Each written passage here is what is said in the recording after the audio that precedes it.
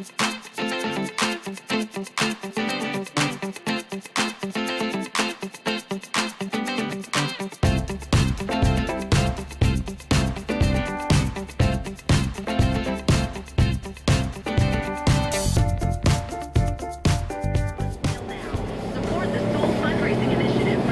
good morning, everybody. This is DearMamaSal, and it is what can only be described as a beautiful sunshiny day, as the song goes, or a bright, bright sunshiny day. I think the song went. It's going to be a bright, bright sunshiny day. That's correct. It is 7 degrees already here in southern British Columbia, and what make that 44 in northern Washington State, if you happen to be that side of the line. Pretty blue sky. Yeah, and then I turn the corner and I see far, far away clouds. Stay far, far away, clouds. Stay right there. It is Wednesday's near Thursday. Thursday's a very nice day. Okay, so I am delighted to tell you that I had a very good night, and listen to this. You know the new eating thing that I'm doing? I'll go over it again, but I am down 3 pounds this week. I dropped 3 pounds. 2 pounds last week. I've dropped 3 pounds this morning. I couldn't believe it. I stood on the scale and went, what? Okay, so let's just go through it again. I decided to do something different, and then during the week I would take certain foods to work. So I'm going to eat more healthily during the week, and then, you know, eat poutine or whatever I want at the weekends, but not non-stop. But do you understand what I'm saying? I'm just trying to get half my week eating a set number of calories, sort of thing. So what I'm doing, let me think what I've got with me today. I've got little cup containers, 1 cup containers, and this morning I've got 1 cup of crisp green grapes. That's crisp green grapes. Yes. What can I say? Old teeth. And then I have a 1 cup container full of watermelon. I've got a 1 cup container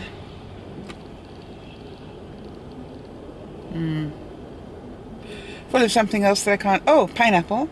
I've got a 1 cup container full of broccoli salad. I've got some dressing for the broccoli salad.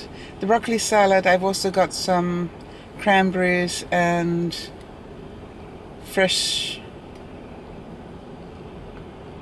pumpkin seeds, I think, on top. And then I have got an apple and a yogurt. So that's what I'm allowed to eat during the day. Then I come home,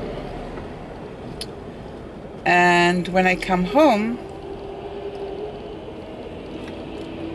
I have my coffee. I've got a coffee with me now, obviously. I have my coffee with anything else that's left over from the day. In other words, I sort of make a point of finishing anything that I haven't finished during the day before I make dinner. The reason being that sort of keeps me going and delays the process of dinner in a way. It's not really that, it's, you know what I do when I come home. I have to upload video and stuff, so I normally snack on whatever's left over from the day, and if there's nothing left over, then I will make a fruit smoothie. Oh, I also have a fruit smoothie with me, sorry. Half a bottle of fruit smoothie. And then I fill up the other half with ice cubes. The ice cubes act to keep my food cool, and the fruit smoothie by the afternoon becomes just the right consistency to drink in the afternoon. And if I pour it into a glass and add more ice cubes to it. It's a very refreshing drink in the afternoon. And the cubes also keep the fruit from fermenting, the ice cubes rather. So it works very well.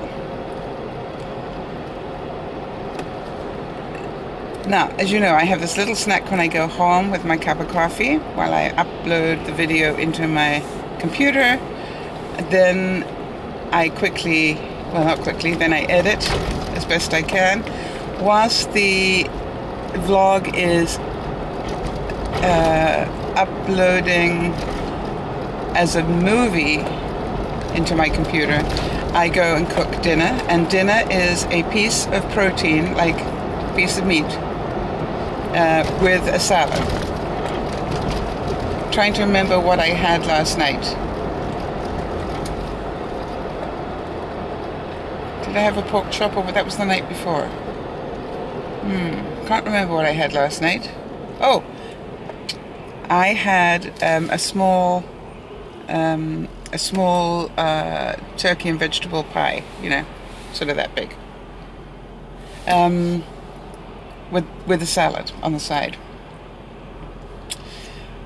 And then in the evening, it sounds like we're already in the evening, but then I have these extra things that I'm allowed to eat.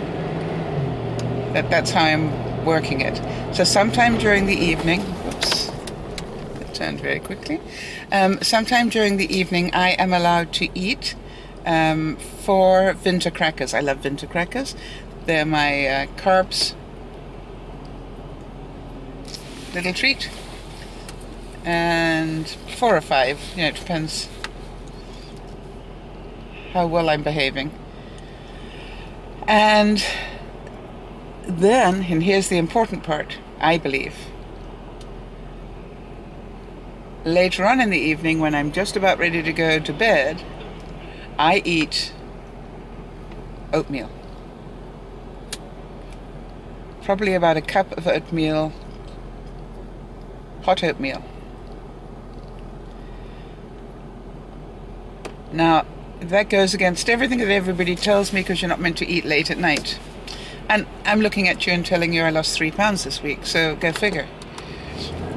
You see, I don't think this losing weight is about doing it the right way. It's doing it the way that works for you and that you don't feel cheated.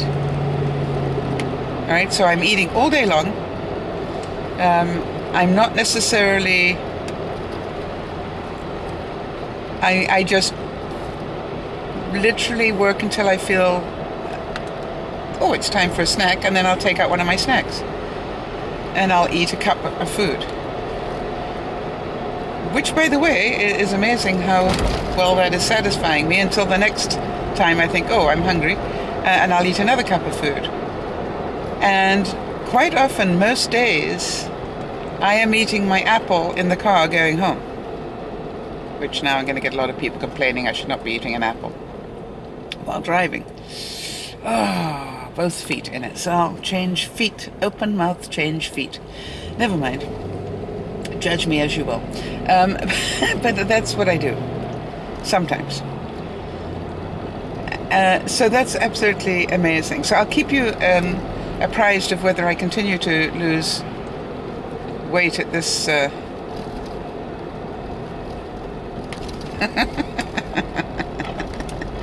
Okay, you want to know, right? There's a woman, and she's wearing her Wellington boots. I don't know what they're called in America.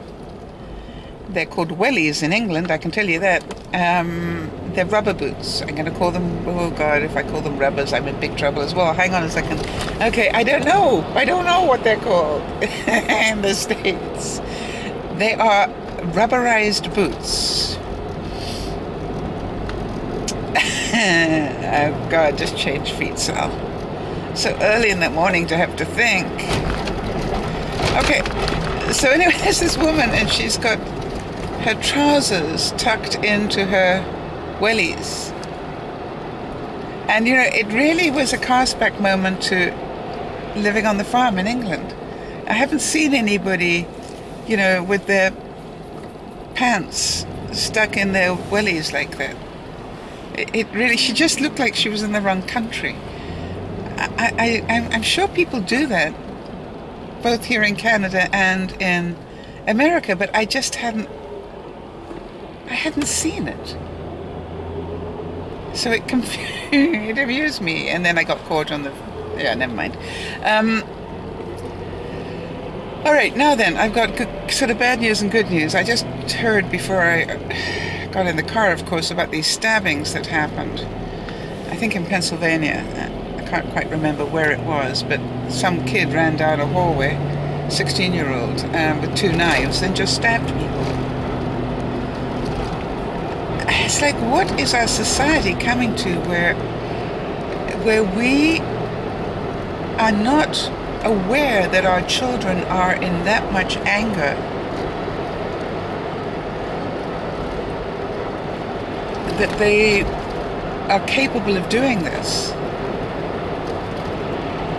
Now, having made that judgment call, you know, I am sure that there are people near me that have got some level of anger as well, that I probably don't know about, some heavy anger. So I don't mean that judgment quite as badly as it sounds, but you understand what I'm asking. It's like, how can we not see this coming? That we've got somebody, and some comment somewhere said that this kid was bullied. But why take it out on innocent bystanders? He literally just stabbed out left and right, as far as I can make out, while the hallway was crowded. And, you know, innocent people, you just happened to be walking by him, got stabbed. So sad. So sad. And sad for him. Thank goodness they didn't take him out. You know, he will live. Apparently they took him... A couple of security guys took him down and got the knives off him before he killed himself, or before he did himself any damage. But, you know, at least 3 people are critically ill at the moment, you know, having undergone operations and stuff.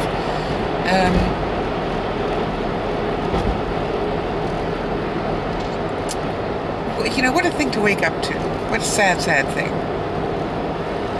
And having said that, I got to watch the documentary last night of the woman who lost the lower part of her leg at the Boston bombings. I think her name's Andrea, I'm not sure, but anyway, the name's not as important as the story. Wow. So it took her journey over the year, and how she went from hearing that you know, she was busy saying to her mother, you know, can you just get my foot back on the pillow, please? It feels like it's fallen off. And the mother having to tell her that she didn't have the lower part of her leg. You know, probably about a foot down from the knee had gone. In other words, she had about a foot below the knee, and then the rest was gone. And then her excitement at getting her prosthesis, it was amazing to watch. And then to watch her walk. The terrifying thing was to watch her very soon after the attack react to... There was a big firework display in Boston Harbor. And the absolute terror, the post-traumatic stress that she went through, PTSD, that she went through listening to those fireworks, she was screaming, absolutely screaming. And the husband, who also got injured, but was less of the story, the husband sort of screaming for them to stop the fireworks, which of course they weren't going to do. But so sad to... I mean, I literally cried my heart out for her, because there's nothing he could do to stop the fireworks for her, and she just was in absolute abject terror. Anyway, then the journey went on to her walking, and then there is some guy who is designing state-of-the-art prosthesis. And this young lady that the story is about was a dancer, a ballroom dancer, competitive. And this guy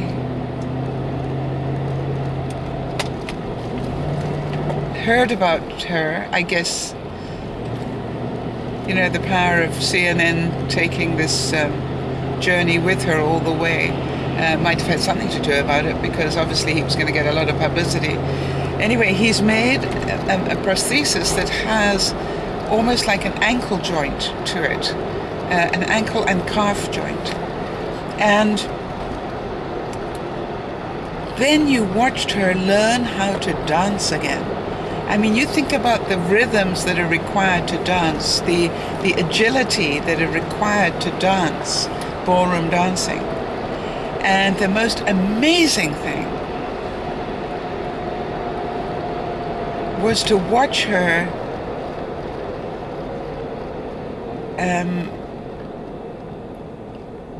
turn and swivel and lunge and do all sorts of things that you would think would be impossible to do with a false leg. Really, it just was mind-blowing. And then it went on to her giving Anderson a dance lesson of the mambo, of all things. Mambo. It was... Mambo's a snake, so. So anyway...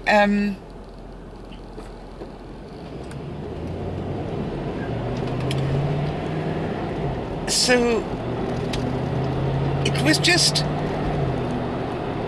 so darn cute to watch her teach him how to dance.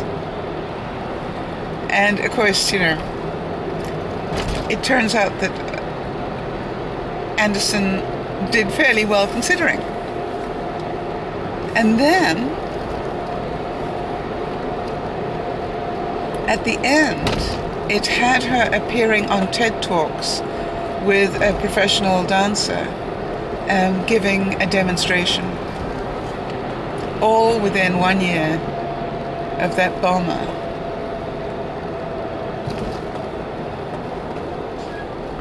Being responsible for taking off her leg. It also showed her revisiting the site.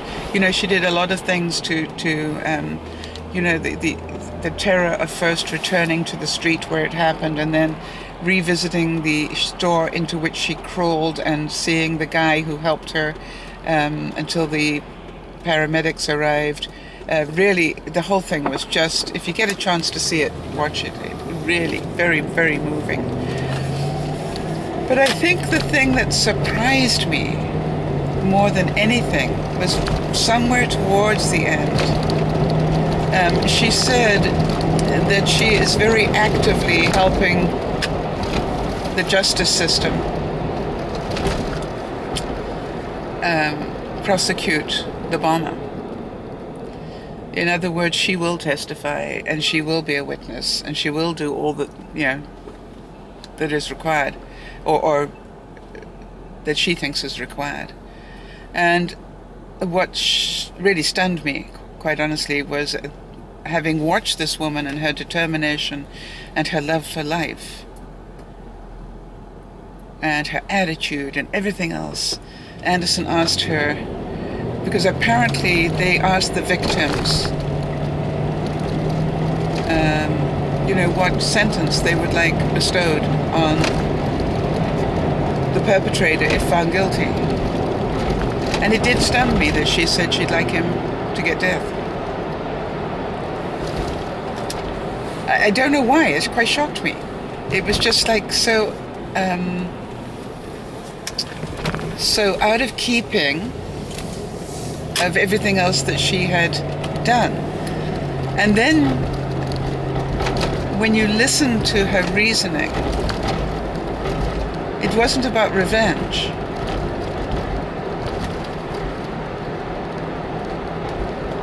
It was more a case of to deter others. And then I thought, yes, but you know, these people who do these acts believe that there is honor in dying for Allah. And so therefore, it's not really going to be a deterrent. But anyway, it was an interesting and surprising ending to it for me.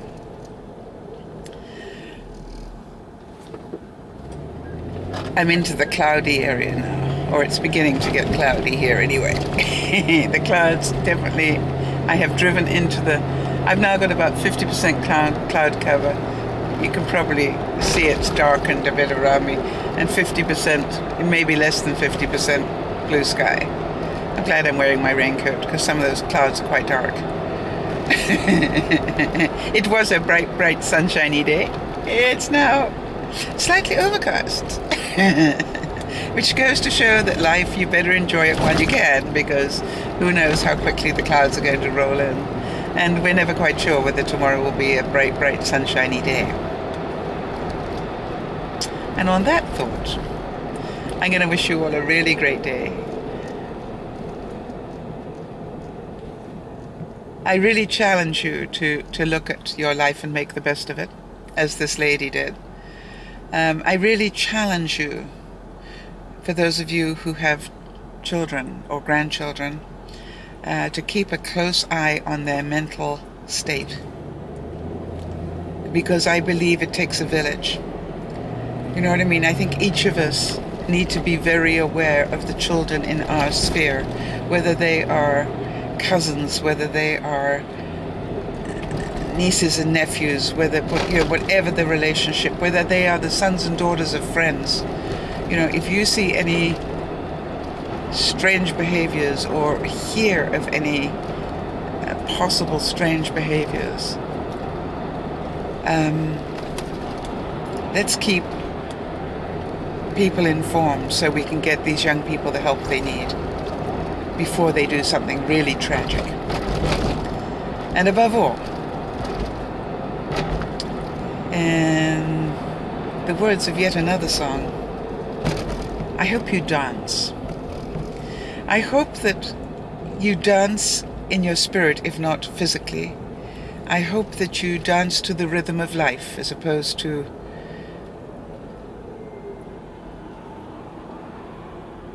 the hell of it. There's a guy and he's driving a mini excavator thing. So cute. Not the guy, the mini excavator. I love playing with those things. They are such fun to drive. Another whole story.